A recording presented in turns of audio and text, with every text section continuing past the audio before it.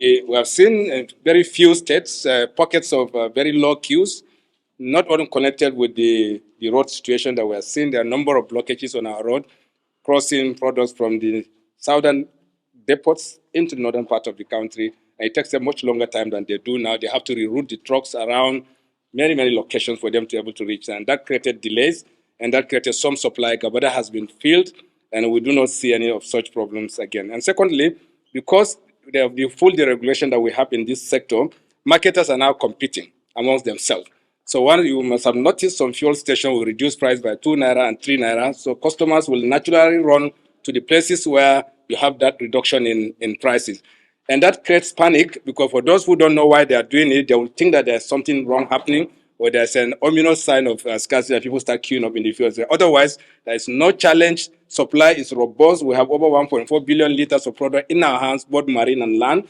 And also that there are no issues around delivery of those products into the land. So there is no fear, nothing to bother about. But we're also happy that the market forces are now playing out and marketers are competing. And of course, there are a few issues we are engaging them to resolve alongside other agencies of government. And there are critical issues around access to foreign exchange. And we, as you all know, government is doing so much to ensure supply of FX into the market. We know that these FX markets will stabilize.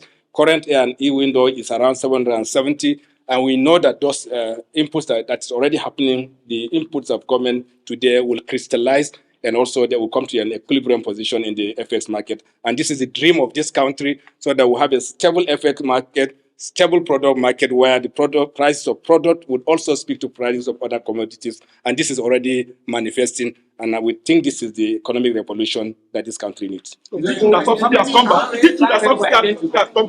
I told you there is no subsidy whatsoever. We are recovering our full cost from the products that we import. We sell to the market. We understand why the marketers are unable to import. We hope that they do this very quick. And this is some of the intervention government is doing. There's no subsidy. Thank you.